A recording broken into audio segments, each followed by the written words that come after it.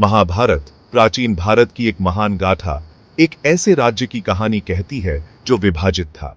यह एक ऐसी कहानी है जो न केवल युद्ध और संघर्ष की है, बल्कि कर्तव्य, धर्म और नैतिकता की भी है। इस गाथा के हृदय में एक महान व्यक्तित्व खड़े हैं जो अपने अटूट सिद्धांतों और अद्वितीय वीरता के लिए पूजनीय है। यह व्यक्तित्व न केवल अपने समय का महान योद्धा था, बल्कि एक आदर्श पुरुष भी था। वह है भीष्म पितामह, हस्तिनापुर के रक्षक। भीष्म का नाम सुनते ही एक ऐसा चित्र उभरता है जिसमें एक वृद्ध योद्धा अपने रथ पर सवार होकर युद्ध भूमि में वीरता से लड़ रहा है। भीष्म का जीवन कर्तव्य, त्याग और अविचल निष्ठा के धागों से बुनी एक टेपेस्ट्री थी।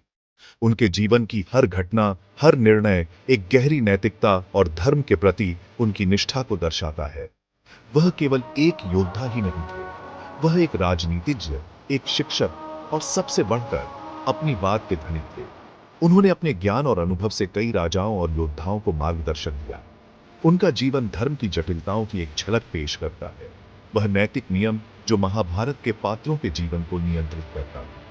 भीष्म के निर्णय और उनके द्वारा चुने गए मार्ग ने महाभारत की कथा को एक नई दिशा दी।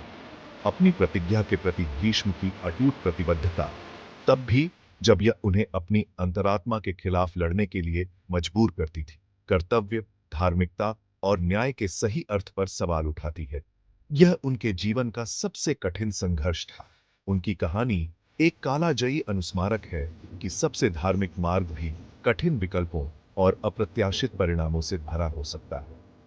भीष्म ने अपने जीवन में कई कठिनाइयों का सामना किया, लेकिन उन्होंने कभी अपने सिद्धांतों से समझौता नहीं किया। यह निबंध महाभारत में उनकी महत्वपूर्ण भूमिका का पता लगाते हुए भीष्म के जीवन और समय में तल्लीन करता है। हम उनके जीवन के विभिन्न पहलुओं को समझने की कोशिश करेंगे और यह जानेंगे कि कैसे उन्होंने महाभारत की कथा को आकार दिया। हम उनके असाधारण जीवन, उनकी विजयों और क्लेशों, उनके अटूट सिद्धांतों और इतिहास के पाठ्यक्रम पर उनके द्वारा छोड़ी गई चर्चा करेंगे। भीष्म की कहानी हमें यह सिखाती है कि सच्चा न्याय जो अपनी सिद्धांतों पर खड़ी है, चाहे परिस्थितियां कितनी भी कठिन क्यों न हो।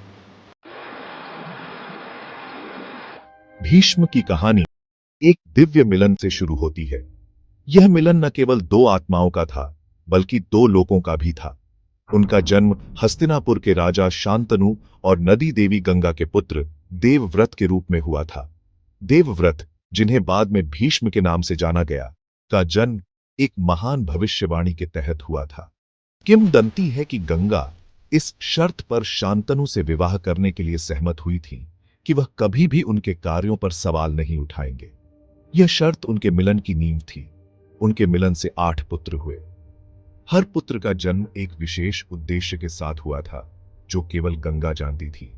हालांकि त्रासदी तब आई जब गंगा ने एक आकाशीय प्रतिज्ञा से बंधे हुए प्रत्येक नवजात पुत्र को नदी में बहा दिया।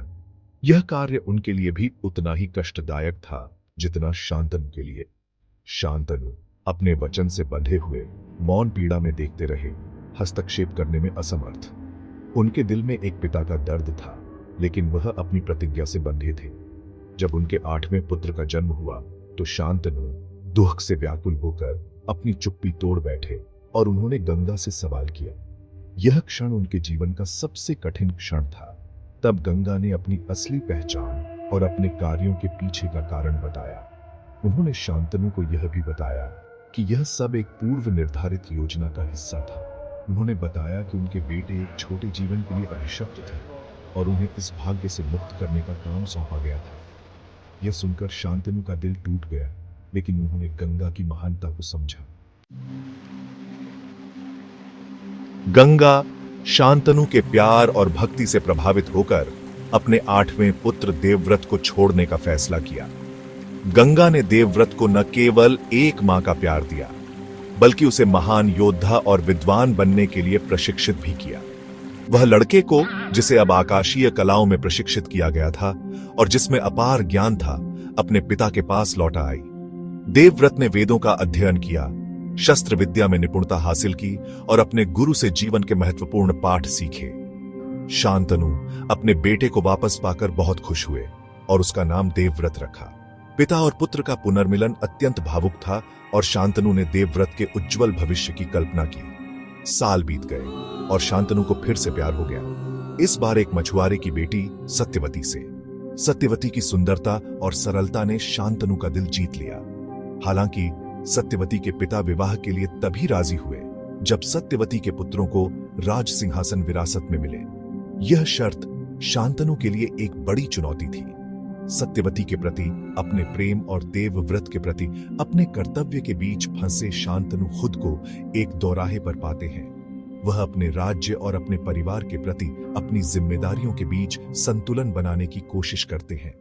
देवव्रत अपने पिता की दुविधा से अवगत होकर आगे बढ़े और आजीवन ब्रह्मचर्य का व्रत लिया, यह सुनिश्चित करते हुए कि उनका कोई भी पुत्र कभी भी सिंहासन का दावा नहीं करेगा। इस महान बलिदान ने देवव्रत को भीष्म के नाम से प्रसिद्ध कर दिया और उन्होंने अपने पिता के प्रति अपनी निष्ठा और प्रेम को सिद्ध किया।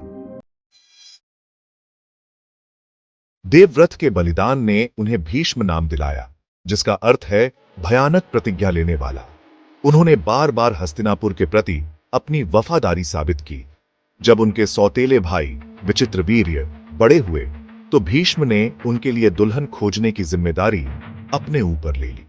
वह काशी की 3 राजकुमारियों अंबा, अंबिका और अंबालिका के स्वयंवर में शामिल हुए। अपनी वीरता से उन्होंने अपने भाई के लिए राजकुमारियों को आसानी से जीत लिया। हालांकि अंबा ने बताया कि वह एक और राजा शाल्व से प्यार करती थी।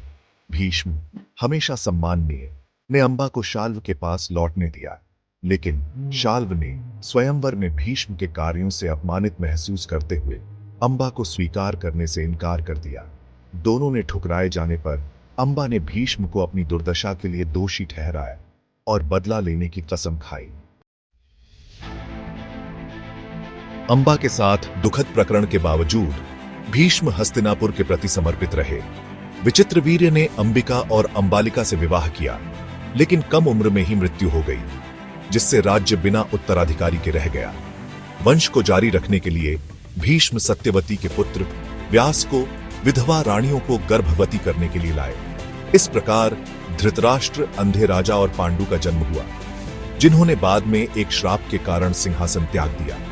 भीष्म दोनों के रक्षक और सलाहकार बने और उन्होंने अशांत समय में राज्य का मार्गदर्शन किया। उन्होंने धृतराष्ट्र के पुत्रों कौरवों और पांडु के पुत्रों पांडवों दोनों को युद्ध और शासन की कला में प्रशिक्षित किया। भाग 6 मन ही मन युद्ध। जैसे जैसे राजकुमार बड़े होते गए, वैसे वैसे कौरवों और पांडवों के बीच प्रतिद्वंदिता भी बढ़ती गई। भीष्म अपने ज्ञान और दूरदर्शिता के बावजूद बढ़ते तनाव को रोकने में खुद को असमर्थ पाते हैं। उन्होंने पांडवों को पासे के एक धरिग्ध खेल में हारने के बाद उनके अन्यायपूर्ण निर्वासन को देखा, एक ऐसी घटना जिसने हस्तिनापुर को युद्ध के कगार पर धकेल दिया। सिंहासन के प्रति अपने कर्तव्य और अपनी अंतरात्मा के बीच फंसे भीष्म ने खुद को एक नैतिक दुविधा में पाया। वह कौरवों के विश्वासघात के बारे में जानते थे, लेकिन सिंहासन का समर्थन करने की अपनी शपथ से बंधे थे, भले ही इसका मतलब अन्याय का साथ देना हो। भाग 7 एक योद्धा का ज्ञान। अंततः अपरिहार्य युद्ध आ ही गया, कुरुक्षेत्र का महायुद्ध। भीष्म ने अपनी आपत्तियों के बावजूद अपनी शपथ से बंधे हुए कौरव सेना का नेतृत्व किया।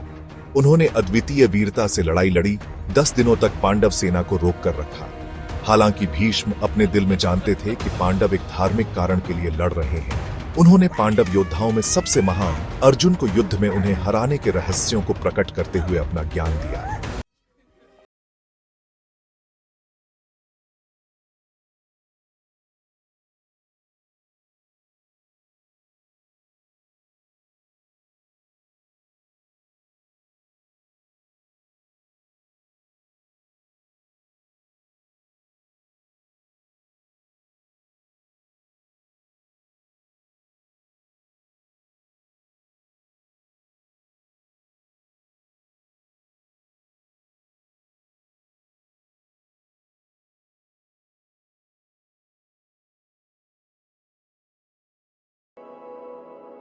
भाग 9 एक स्थायी विरासत।